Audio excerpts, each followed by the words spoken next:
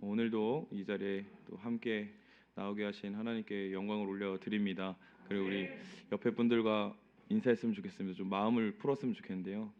어, 늦은 시간이라 그런지 얼굴이 많이 어두우세요. 그래가지고 제가 여기 너무 부담이 돼가지고 우리 옆에 분들과 인사하겠습니다. 오늘도 하나님의 은혜가 충만하길 바랍니다. 인사하겠습니다. 오늘도 하나님의 은혜가 충만하길 바랍니다.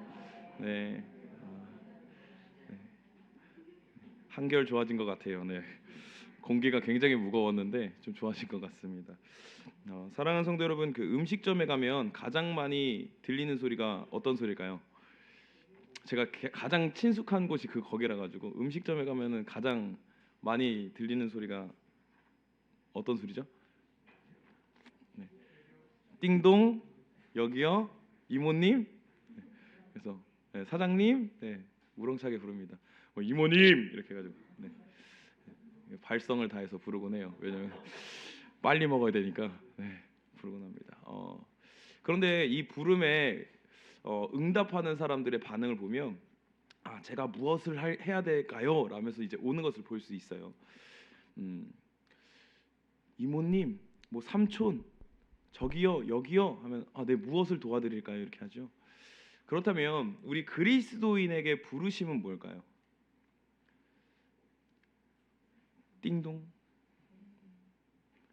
이모님. 우리 그리스도인에게 부르심은 무엇이라고 생각하세요? 마찬가지로 우리가 부르심이라는 이 단어를 생각할 때에 어떤 생각이 있냐면 나를 어디로 보내실까? 나에게 목적이 무엇일까? 나를 어떻게 사용하실까? 나를 어떻게 만드실까? 그게 목적인 것을 볼 수 있어요. 그래서 하나님이 우리를 부르셨어 하면 뭐부터 생각하냐면 그래, 날 부르셨지. 그럼 난 이제 어떻게 살아갈까? 그래, 내가 은혜 입었는데 내가 하나님 이번에 진짜 하나님의 은혜를 알게 하셨는데 그렇다면 난 어떻게 살아갈까? 무엇을 살아갈까? 내가 가지고 있던 문제는 어떻게 해결될까? 라는 것에 집중할 했던 게 우리의 모습이에요. 오늘 말씀을 통해서 함께 나누고자 하는 건요, 오늘 말씀의 주제처럼 부르심을 보라인데, 부르심이 무엇인가를 다시 한 번 더 우리가 기억했으면 좋겠어요. 세상에 문제가 많은 그들 가운데 살아가는, 이 세상 속에 살아가는 그리스도인들을 놓고 뭐라고 하냐면 부르심을 받은 자, 클레이토스라고 말을 합니다. 하나님의 부르심을 받은 자, 세상에서 부름받은 자라고 말을 해요. 그런데 이들이 살아가는 삶을 봤더니요, 여전히 똑같아요. 환경은 변하지 않고 문제는 찾아오고 어려움도 있어요. 신앙의 흔들림도 있습니다. 그런데 왜 이런 삶을 살아가는 자들한테 부르심을 논하고 있는가라는 문제가 됩니다. 당시 고린도 그 도시는요, 신흥 대도시였다고 합니다. 근데 여기서 아셔야 될 게 항구 도시였어요. 오른쪽과 왼쪽에 항구가 있어서요, 정말 무역이 활발하게 일어나는 데였어요. 그런데 아시다시피 이런 항만 도시는 이방신과 그 다음에 또 뭐가 활성화되죠? 성문화, 문란, 이런 게 있다라는 거예요. 그런데 그 특성을 보니까 신흥 도시라고 해서 어떤 가치관을, 어떤 문화를 가진 사람들이 살고 있었냐면 그 도시에 어떤 문화가 있었냐면 돈이면 다 된다라는 문화가 있었어요.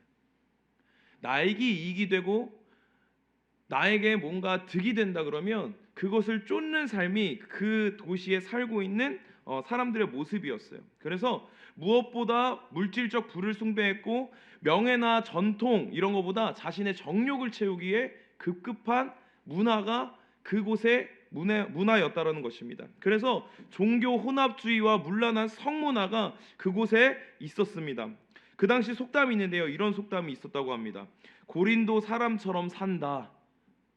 고린도 사람처럼 산다라는 속담이 있었다고 해요. 그 말이 뭐냐면 돈만 알고 순간 쾌락을 쫓아 삶을 살아가는 경박한 사람을 놓고 뭐라고 말하냐면 고린도 사람처럼 산다, 이렇게 말을 했대요. 그런데 그 문화를 가지고 그런 환경에 세워진 그곳의 중심에 있는, 그곳에 있는 교회가 고린도 교회였어요. 그 문화 속에서, 그 세대 가운데서 그런 사상과 그런 환경과 그런 삶의 방식을 가진 이들 가운데 세워진 게 고린도 교회였습니다.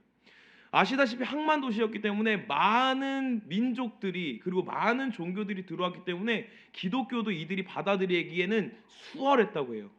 그런데 문제가 있었어요. 받아들이기는 수월했는데 문제가 뭐였냐면 이들의 삶의 문제들을 해결하지 못하고 다른 이방신들과 같이 예수님을 그렇게 생각했다는 거예요. 예수님을 알고 예수님을 믿는다고 왔는데 결국엔 그들을 사로잡고 있었던 건 물질적 가치, 그 당시 그 지역에 살아가고 있는 문화와 가치관들이 그들을 사로잡고 있었다라는 거예요. 그래서 이 고린도 교회에 문제가 드러나기 시작합니다. 파벌이 나뉘고요, 분열이 돼요.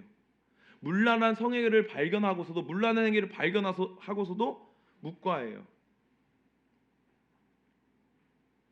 누가 먼저냐 하면서 예수 그리스도의 몸을 나누는 그 성찬이 무방비하게 이루어지는 것을 볼 수 있어요. 이들을 보니까요, 접하기는 쉽게 접했어요. 다른 우상을 만나고 다른 우상을 아는 것처럼 쉽게 받아들였어요. 그런데 이들 가운데 진짜 하나님을 아는 신앙이 세워져 있다고 말하기는 어려울 것 같아요. 그런 상황에 있었어요. 쉽게 받아들이는 건 문제가 아닙니다. 우리도 마찬가지예요.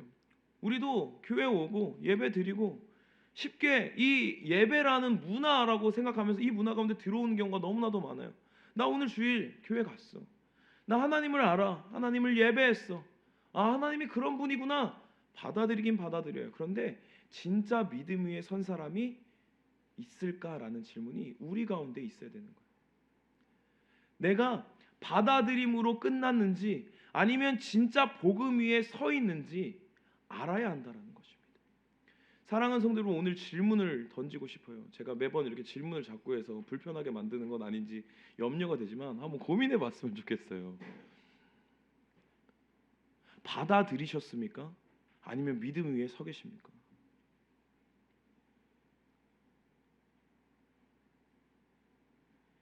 이들은 받아들였어요. 알긴 알았어요. 예배했어요. 모였어요. 성도로서의 모습은 갖췄어요. 근데 문제가 드러나요. 하나님은 아는데 여전히 세속적이에요.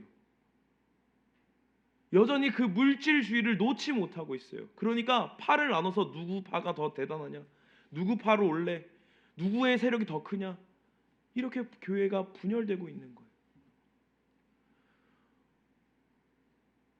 우리가 이렇게 모이는 교회뿐만 아니라 우리 심령도 마찬가지 아닙니까? 문제가 드러나는 이유가 뭘까요?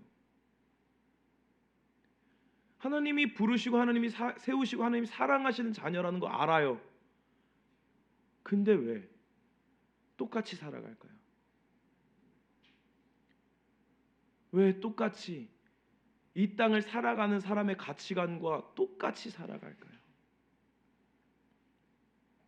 오늘 이런 문제를 고린도 그 도시 그리고 고린도 교회가 가지고 있었습니다. 그런데 이 교회 가운데 이제 이 소식을 듣고 바울이 편지를 해요. 그런데 거기서 편지를 할 때 이들의 여는 말, 그러니까 이들이 왜 이 문제를 가지고 있는지 설명하는 그 첫 어두에 뭐라고 말하냐면 부르심을 보라라고 말하고 있는 것을 보게 됩니다. 사랑하는 성도 여러분, 우리가 생각해 봅시다. 부르심을 보는 게 문제 해결하는 데서 어떤 답이 될까요? 부르심을 보는 게 그들의 문제 해결에 있어 어떤 이익과 득이 됐을까요? 우리가 생각하는 부르심은 그거잖아요. 하나님 어디로 보내셨는가? 하나님 나를 어떻게 사용하실까? 하나님 나의 삶을 어떻게 바꾸실까? 내가 어디로 가야 될까? 그렇다면 우리가 생각한 이 부르심이라면 그 답에 그 문제의 답이 될까요? 어디로 가라? 어느 당이 맞다? 어느 파가 맞다? 맞을까요? 그렇지 않아요. 오늘 그들로 하여금 부르심을 보라 말하는 이유는요, 이것이 해법이기 때문이에요. 무엇이 날 회복시킬까라는 질문에 부르심을 봐야 회복된다는 거예요. 무엇이 내 문제를 해결할까라는 질문 앞에 부르심을 봐야 해결된다는 거예요. 문제 앞에 부르심이 회복되고 능력이 회복되는 이유는 무엇입니까? 우리도 부르심을 알고 있지는 않습니까? 부르심을 받았다고 이 자리에 있지는 않습니까? 하나님 나를 사랑하셨어 라고 이 자리에 있지는 않아요. 그런데 어떻게 합니까?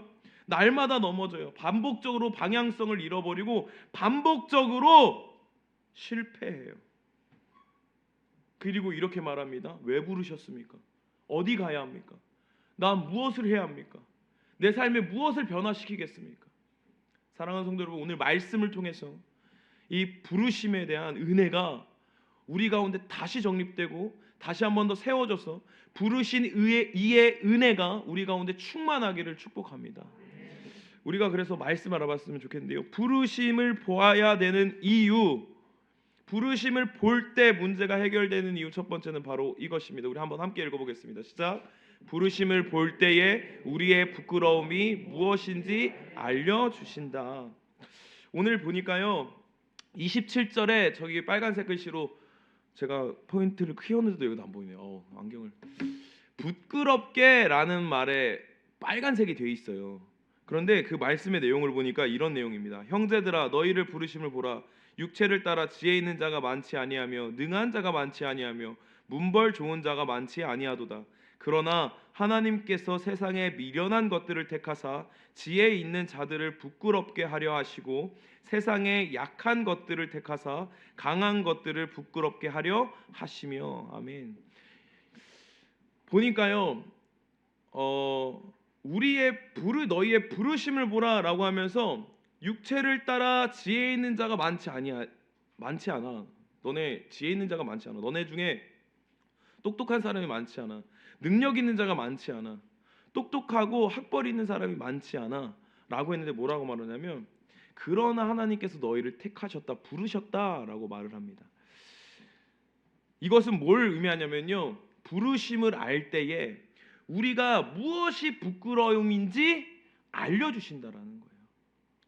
이들 가운데요, 삶의 목적이 있었어요. 물질 우선주의라고 했어요. 그러면 이들 가운데 부와 명예를 갖다 주는 것, 자신이 누릴 수 있는 것을 가져다 주는 게 최고의 목적이었어요. 그런데 이 최고의 목적이, 이 물질 만능주의가 들어와서 교회 가운데 분열을 하는데, 이들 가운데 뭐라고 말하냐면, 이들은 지금 상태는 어떤 상태예요? 내가 잘났다, 이게 맞다, 저게 맞다라고 하는데 뭐라고 하냐면, 너네 다 무식해.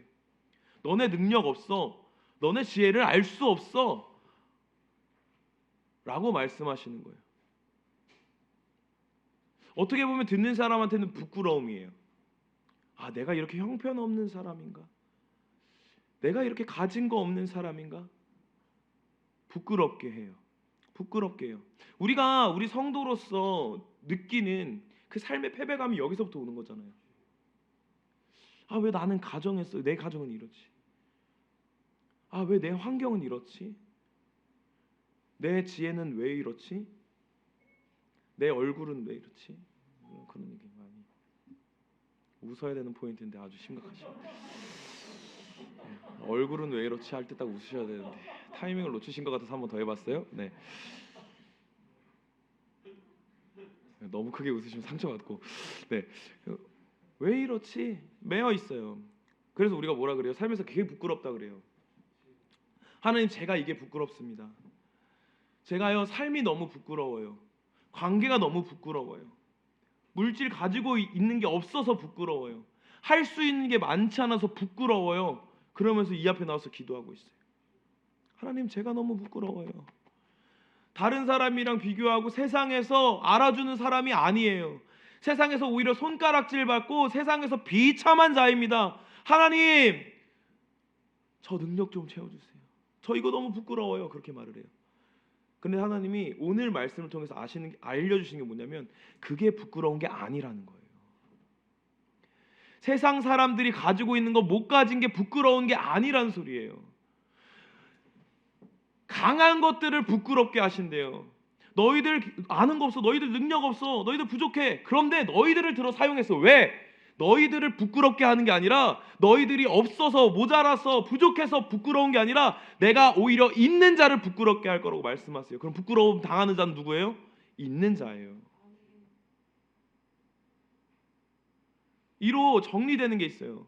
없어서 부끄러운 게 아니구나.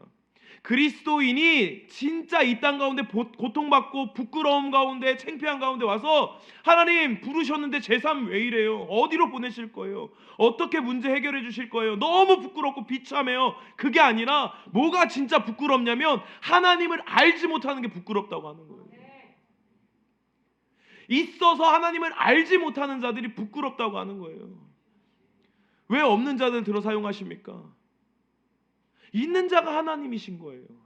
가지고 계신 분이 하나님이신 거예요. 주권자가 하나님이신 거예요. 그러니까 도리어 없는 자가 오히려 자랑하고 다니게 되는 거예요. 누가 부끄러워요? 있는 자가 부끄러워요. 있어서 하나님 안 봤거든요. 있어서 하나님 보지 않았거든요. 있어서 하나님 믿지 않았거든요. 건강이 있어서, 물질이 있어서, 지혜가 있어서 하나님을 보지 않았거든요. 이것을 우리 말씀을 통해서 또 알 수 있습니다. 사사를 하나님이 부르시고 모세를 부르실 때, 하나님의 일꾼들을 부르실 때 보십시오. 하나님, 저 입술에 능력이 없습니다.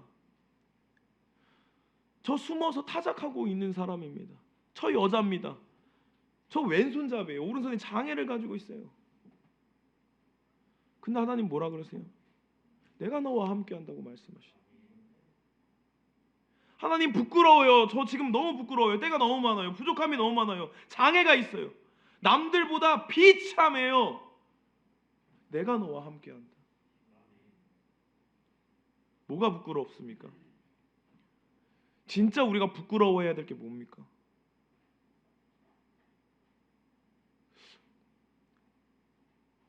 이 말씀을 묵상하면서 정말 부끄러웠어요. 진짜 부끄러웠어요. 저도 조금 고민 없이 살았으면 좋겠고, 저도 조금 만족하면서 살고 싶고, 저도 조금 어디 가서 아우 양송원입니다 그러면 아유 양송원 좋아해요. 겸손하지 못해 아직. 그런데요, 말씀을 통해 보니까 진짜 부끄러운 것은요, 하나님을 알지 못하는 거예요. 없어서 부끄럽고 누리지 못해서 부끄럽고 세상 사람들이 다 하는 거 하지 못해서 부끄러운 게 아니라요, 하나님 알지 못해서 부끄러운 거예요. 그래서 여기서 다시 한 번 더 두 번째 질문 드립니다. 우리에게 부끄러움이 없습니까? 지금 내가 살아가는 삶의 자리에서 부끄럽지 않으세요? 없어서 부끄러운 거 말고요, 하나님 앞에 부끄럽지 않으세요?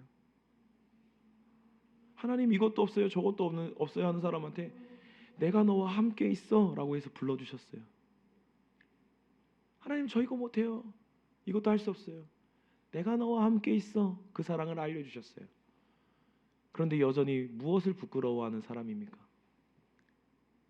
무엇을 부끄러워하고 계세요? 없어서 부끄러워하고 있는 게 우리의 모습이에요. 사랑하는 성도 여러분, 그래서 우리가 다시 부르심을 봐야 돼요. 그분께서 무엇으로 부르셨습니까? 자랑할 게 있어서, 제가 내어드릴 게 있어서, 하나님 저 잘했어요 할 거 있어서 부르셨어요? 하나님 저 정말 착하게 살았어요 그래서 부르셨어요? 저는 아니었어요. 정말 누가 봐도 꼴통이다 라고 할 때 부르셨어요.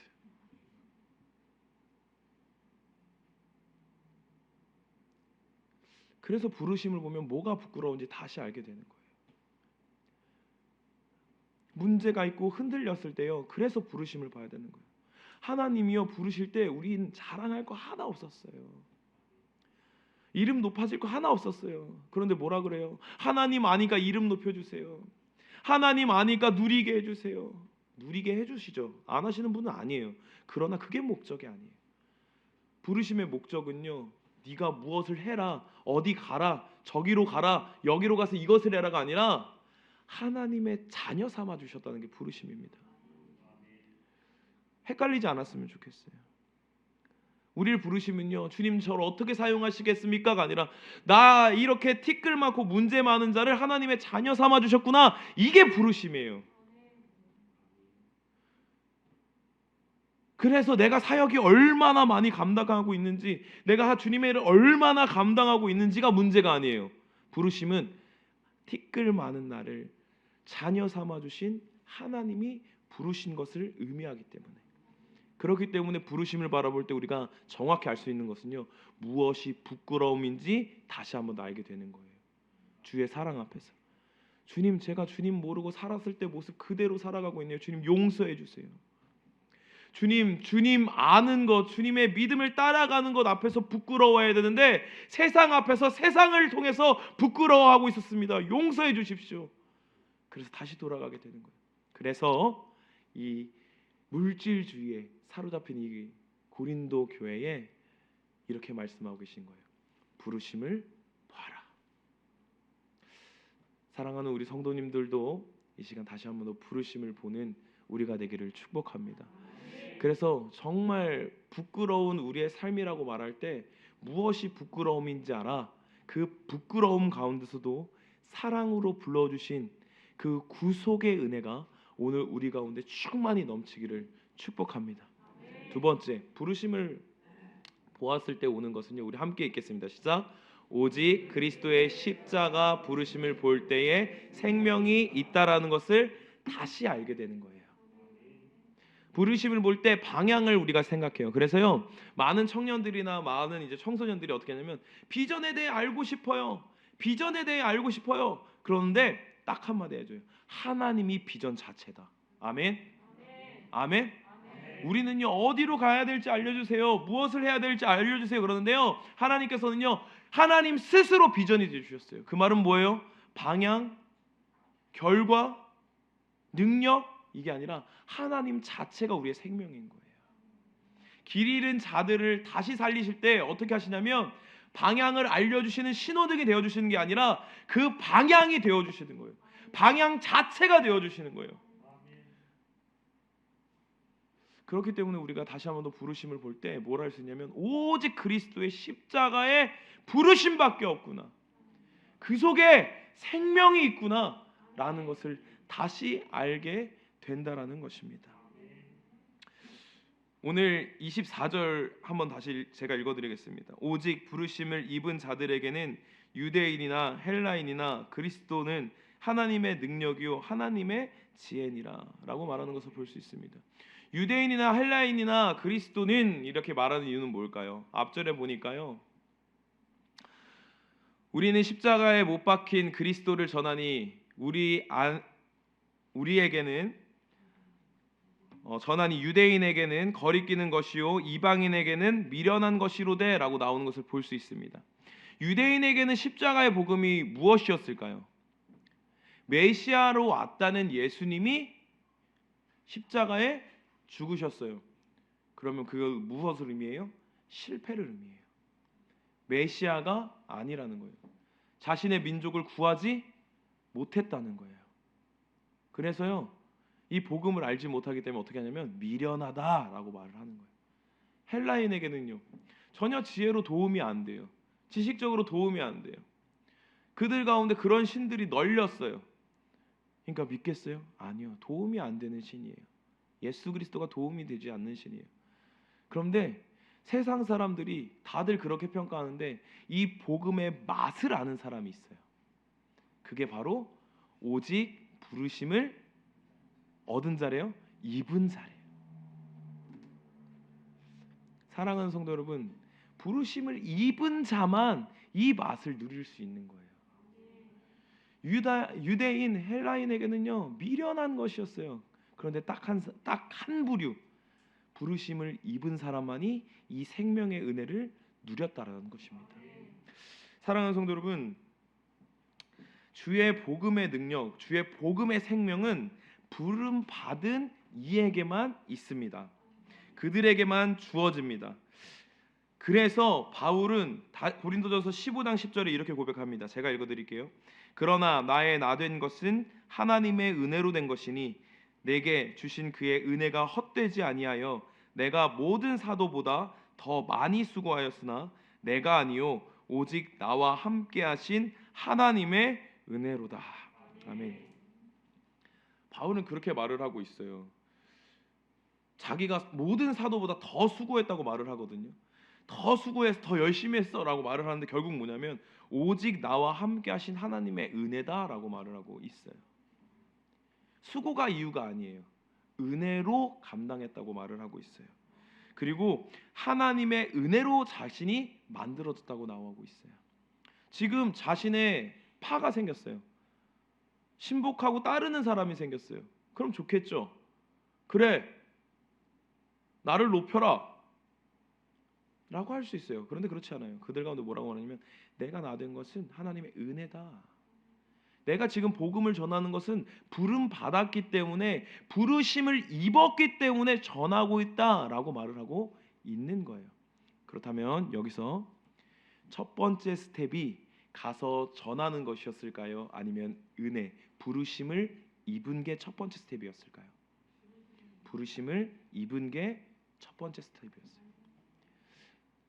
사랑하는 성도 여러분, 우리가 기억해야 될 것은요, 이 땅에서 나아갈 때 부르심을 입은 자임을 기억해야 됨을 믿는 우리가 되기를 축복합니다. 왜 그러냐면 우리는 여전히 미련한 것처럼 생각해요. 복음 앞에, 그 십자가의 능력 앞에, 보혈의 능력 앞에 있는데 뭐라고 하냐면 자꾸 헛된 것으로 봐요. 미련한 것으로 봐요. 그래서 조금 내 삶을 가져야지. 여기에 올인하는 게 바보야 그래요. 여기에 올인하는 게 바보야. 제가 막 광신도처럼 하는 소리가 아니에요.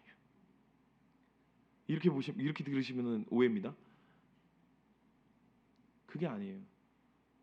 그런데 무엇보다 무엇이 먼저인지는 알았던 거예요. 오늘 그렇기 때문에 이들 가운데는 오직 부르심을 입은 자들, 지금 종파를 나누고 교회에 문제가 드러나고 삶의 이유와 목적이 물질 만능주의인데 그들 가운데 그것을 고칠 수 있는 건 뭐냐면 부르심을 입은 것을 다시 한 번 더 기억하는 것. 지금 생명이 없는 길로 가는 그들 가운데 다시 한 번 더 생명으로 돌이킬 수 있는 말은 뭐냐면 너는 부르심을 입은 자야 라는 이 믿음이 그들 가운데 다시 생명의 길로 돌아오게 한다는 것입니다. 오늘 이 자리에 온 우리 사랑하는 성도 여러분, 무엇으로 삶을 고민하고 계십니까? 무엇이 우리의 삶을 붙잡고 계세요? 무엇이 우리의 문제가 되고, 무엇이 나의 걸림돌이 되고, 무엇이 나를 울게 만들고, 무엇이 나를 힘들고 고통스럽게 만들고 계세요? 우리를 부르신 그분에게 생명이 있습니다. 그것은 절대로 미련한 것이 아닙니다. 믿음보다 물질이지, 믿음보다 건강이지 아닙니다. 믿음, 그 사랑 앞에 서는 것이 먼저입니다. 오늘 우리가 다시 한 번 더 그 부르심을 바라보며 이 은혜 앞에 섰으면 좋겠어요. 세상의 그늘 가운데 넘어진 자리에서 주님 제 발이 묶여 있어요. 주님 제 발이 지금 묶여 있어요. 제 삶이 멈춰 있어요. 그게 아니라 부르신 하나님을 향해 시선을 들고 우리의 생명 되시고 우리를 살리시는 하나님을 바라볼 수 있는 우리가 되기를 축복합니다. 하나님이여 예수 그리스도의 십자가 공로로 우리를 부르셨습니다. 우리를 사랑하셨습니다. 우리의 자랑은 십자가밖에 없다고 말씀하셨습니다. 그 어떤 것이 아니라 하나님 그 예수 그리스도의 그 십자가의 보혈의 사랑이 우리의 자랑이고 우리가 전해야 될 이유입니다. 복음입니다. 사랑하는 성도 여러분, 오늘도 우리는요 여전히 아무것도 자랑할 게 없어요. 아무것도 내어드릴 게 없어요. 우리의 이름을 걸 만한 능력이 없어요. 그런데도요 하나님께서 오직 사랑으로 우리를 불러주셨습니다. 오직 그 십자가의 은혜로 자랑할 것 없는 나를 부르셨고 생명 없는 나를 부르셨고 길 잃어버린 나를 불러주셨어요. 왜 부르셨어요? 거기 생명이 있기 때문에. 다른 데서 헤매면서 생명 찾지 마세요. 오직 예수 그리스도에게 생명이 있습니다. 오직 예수 그리스도에게 생명이 있습니다. 오직 예수 그리스도에게 생명이 있습니다. 우리 사랑하는 바이샘 성도 여러분, 우리가 오늘 그 자리를 바라보며 나아갑시다. 부르심의 그 자리는, 부르심을 본다는 의미는요, 내가 어디로 갈 것인지, 내가 무엇으로 살아갈 것인지 작정하는 게 아니라 날 불러주신 그 사랑을 다시 한 번 더 목격하는 거예요. 내 자리를 털어버리고 다시 한 번 더 십자가의 은혜 그 그늘 앞에 나아가서 내가 누구인지 확인하는 거예요. 내가 어떤 사랑을 받았는지 확인하는 겁니다. 오늘 문제가 있을 거예요. 삶이 힘들 수도 있어요. 삶의 모습은 다양해요. 그런데 생명은 오직 주께 있습니다.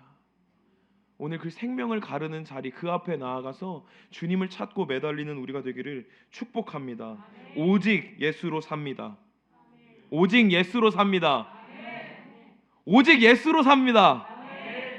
우리 옆에 분들과 한번 인사했으면 좋겠어요. 오직 예수로 삽니다. 오직 예수로 살 수 있습니다. 우리 이 고백을 찬양으로 올려드렸으면 좋겠습니다.